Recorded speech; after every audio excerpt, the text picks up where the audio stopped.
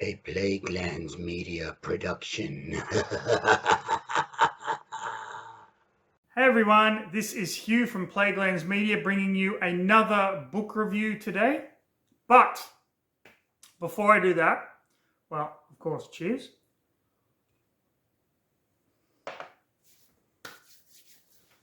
This is a book review of a Star Wars novel that falls under the Star Wars Legends category, I guess you would say, which are books that used to be considered the extended universe, but then when Disney bought Lucasfilm, all of that got fucking thrown away and Disney kind of focused on their own thing, and they kind of republished a lot of these books under the moniker of Star Wars Legends. Does that mean they are bad? No, a lot of them are fucking phenomenal.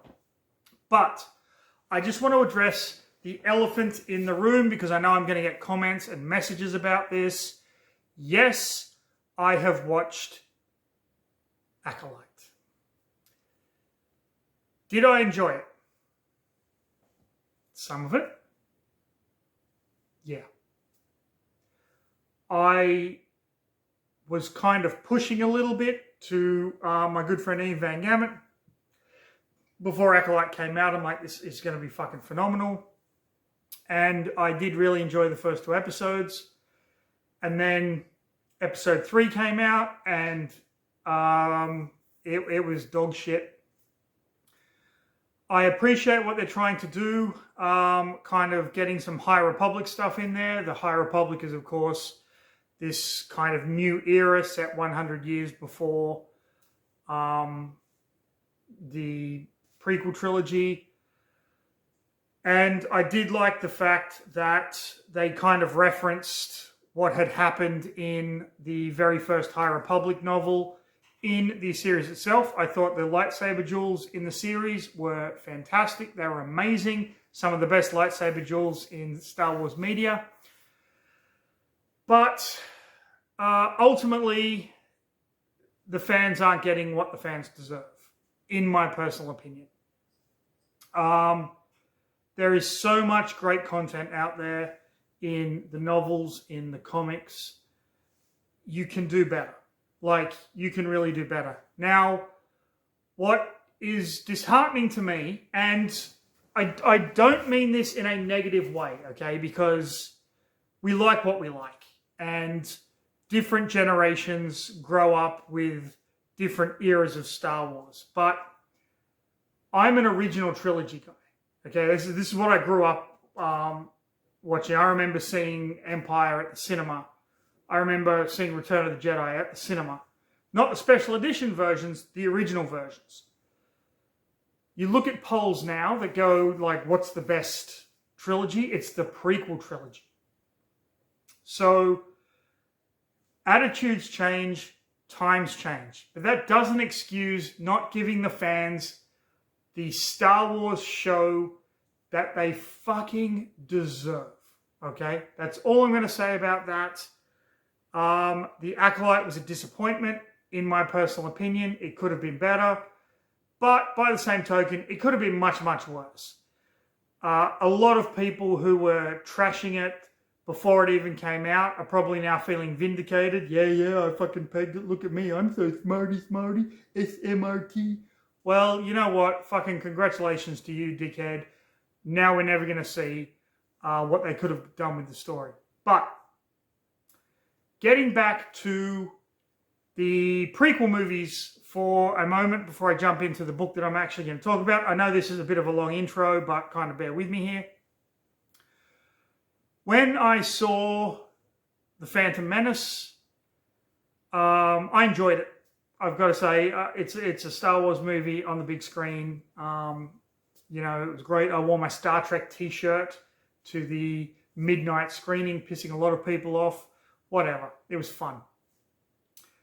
And subsequent viewings, you start to kind of wonder, is this really a good movie?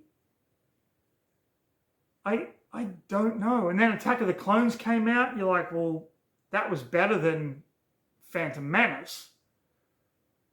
But again, on subsequent viewings, is it a good movie? And then Revenge of the Sith came out, and you're like, well, that was better than Attack of the Clones.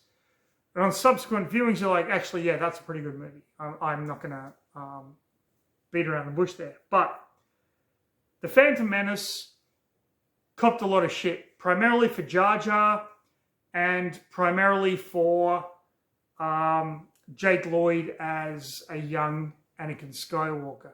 I'm a person, and my name is Anakin. Yeah, whatever, dude. But he had to work with the fucking material, so that kid got too much shit for the fucking role that he played in that movie, in my opinion. Now, the book I'm about to review comes 3 years after The Phantom Menace. The reason I read this book, I actually owned this book when it first came out. For some reason, never read it and ended up losing it. I don't know where the fuck it went. So I bought it again. And the reason I am reading and reviewing this, well, I've read it and am reviewing this now, is for one fucking reason. The cover. Never judge a book by its cover is what they say. I have books whose covers are amazing. Star Wars books whose covers are amazing. I have books whose covers are shit. Tell No One by Harlan Coben. You saw my rant on that cover. Rogue Planet. Don't really know what to make of this cover. They have Obi-Wan and Anakin, because Anakin is 12. He's still a Padawan.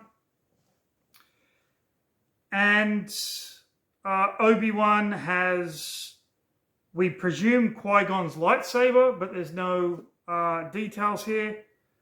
Obi-Wan looks like Obi-Wan. Why the fuck does Anakin look like a younger version of the elder brother from Home Improvement? Who the fuck thought this is what 12-year-old Anakin would look like? That's fucking ridiculous. It's a joke. This makes this book look like fucking clown shoes. I see this cover and I just hate it. I hate everything about this fucking cover.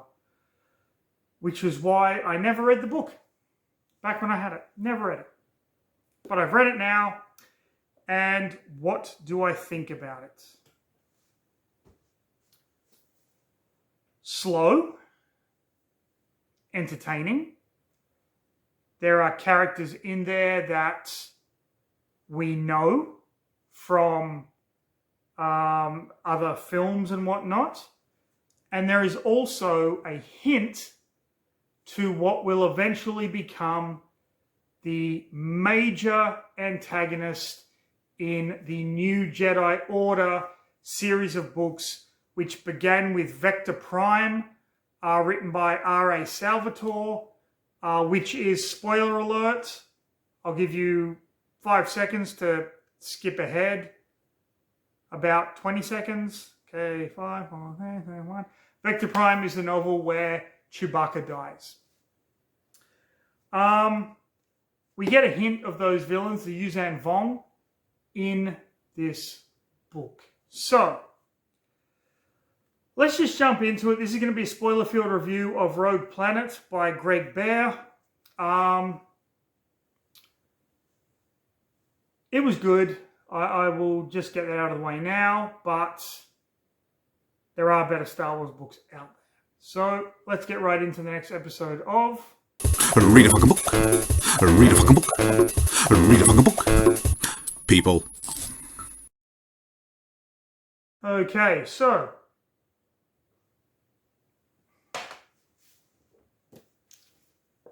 what is Rogue Planet about? Surprisingly enough, it's about a rogue planet. This is a very Peter Greenaway title. If you've ever seen the movie A Z and Two Noughts, which is a film that's set in a zoo. Get it? Z and Two Noughts, zoo. Yeah, Rogue Planet is about a rogue planet. It starts with Anakin in an illegal pit race on Coruscant. he's 12 years old at this point, and he goes to these races where he kind of is just in it for the thrill. Obi-Wan realizes after running into Mace Windu in the Jedi Temple that Anakin isn't there and knows where he is and goes off to find him at this pit race. During the pit race, Anakin is attacked by Ki Dive, who is a blood carver. This is a race of aliens that were dispossessed from their planet and brought to live on Coruscant, where they are basically slaves, and they are warriors and assassins and things like that. Obi-Wan rescues Anakin. They go back to the temple, and Mace Windu wants a full recounting of what has happened. Because with this, blood carver attacking Anakin, it means that the Jedi are also under attack. They need all the information they can get. While Anakin is recounting the story of this pit race, a Jedi Master who was a Jedi Master, then quit, then came back, and then quit, and then came back. It's a whole big thing. Comes in and realizes Anakin's potential and sends Anakin and Obi-Wan on a mission to the planet of, Zanama II. Now, there are two reasons why this is important. Number one, this Master's former apprentice, now a Jedi Knight, went on a mission to this planet 1 year ago and never returned and hasn't gotten in contact with the Council. But number two, this planet has a reputation for creating the fastest ships in the galaxy. So Obi-Wan and Anakin arrive on this planet and realize that something isn't right about these ships, in that they are organic. And the ships themselves are part of the planet. At the same time, we have the main antagonists of this story, a shipbuilder by the name of Wraith Sinar, the blood carver, Ki Dive, and Tarkin, who will go on to become the Grand Moff. One of the greatest characters in Star Wars lore, who doesn't really get enough on-screen kind of credit in Star Wars Episode 4: A New Hope. Anakin and Obi-Wan go to the planet and seek an audience where they say we can pay for a ship, and they go into this room, and apparently these seed pods attach themselves to you, and those seed pods are used to create your ship. There's kind of like a force-sensitive thing happening. Obi-Wan has 3 seed pods attached to him. Anakin has 15, the most ever. And a few of those seed pods were attached to Vagir, the Jedi Knight that went missing. But because she left the planet, those seed pods kind of have come back. Now, a majority of this book is just Anakin and Obi-Wan getting the ship kind of made and working out what is happening and meeting the residents of the planet. Wraith Sinar follows them there, sends Ki Dive down, the blood carver, sends him down to get a ship made, but the pods reject him. So they plan on stealing the ship that Obi-Wan and Anakin have made. Anakin is going to be the pilot, of course. And then they go through the whole process of having the ship actually built. Wraith Sinar thinks that Tarkin is out to assassinate him, so he's programmed these droids to kind of override whatever Tarkin's put in there. But it doesn't go well, and the droids attack the planet. While this is going on, there are descriptions of the planet itself, and it seems like it's gone through a war. There are large swaths of this forest that's been decimated and all shit like that, which we come to learn was from the far outsiders, who will then go on in the New Jedi Order to become the Yuuzhan Vong. who also use organic weaponry and organic ships. So Obi-Wan and Anakin, after their ship gets built, they get attacked. Obi-Wan is kind of incapacitated. The blood carver takes Anakin hostage along with the daughter of the Magister of the planet, although the Magister of the planet no longer exists. He has been dead for a while now and has been using holograms to communicate with people. And he's trying to steal the ship. They manage to kind of get it to a place where it can refuel, but it gets damaged because Tarkin now has an armada of ships that have come to take out the planet. Anakin, for the first time, harnesses the dark side of the Force and ends up killing Key Dive. Obi-Wan and Anakin escape in their newly built ship, but it gets severely damaged. They manage to get it to a Republic stronghold, but the ship ultimately ends up dying because it's organic and because it's tied primarily to the maker. If it takes too much damage, the ship can actually die itself. The planet, we find out its defenses are primarily giant hyperdrives embedded in it because the planet itself is alive. Think of Ego from the MCU or Mogo from Green Lanterns. And the planet shoots off across the galaxy, never to be seen again, while Obi-Wan and Anakin have discovered that Vegir, in order to get the far outsiders to stop attacking the planet a year ago, decided to leave with them. And so she has kind of gone off with them, never to be seen again. Tarkin and Wraith Sinir devise, which we now know is not the way it happened, but they devise plans for the ultimate space station after seeing this planet fly off, and that's supposed to become the Death Star. But again, this is Star Wars Legends, so this EU stuff didn't happen. We all know how the plans for the Death Star kind of came about in the movies, but it's still a really cool kind of idea. And Anakin continues on with his Jedi training. So there you have it. If it seems like I glossed over a lot, I didn't. A majority of this book was them just getting the ship built and describing all of that.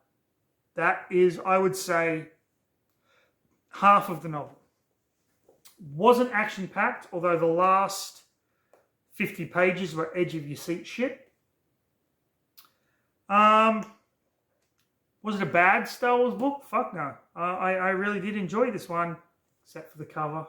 Fucking hell. A kid from Home Improvement. So yeah, that was Star Wars Rogue Planet by Greg Bear. Not much else to say. So here you go. If you enjoyed the video, like, subscribe, leave a comment, hit the notification bell, do all the other stuff that YouTubers fucking ask you to do. We have a Kickstarter starting very soon, which I'm going to be putting some videos up regarding that, so kind of keep your eye out on that. But it's something I think you're all going to love and you're all going to enjoy. It's fully finished, labor of love, so there's no gambling. If you're, is this thing, am I ever going to get it if it gets fully funded? Of course you're going to get it. It's fucking finished. It's done. It's not one of those Kickstarters. This is it. This is the real deal. So fucking go and back it. Look up Plaguelands Media. I will talk more about it in a subsequent video, but most importantly, everyone, stay safe. Have a fantastic rest of your day. Go watch some Home Improvement, people.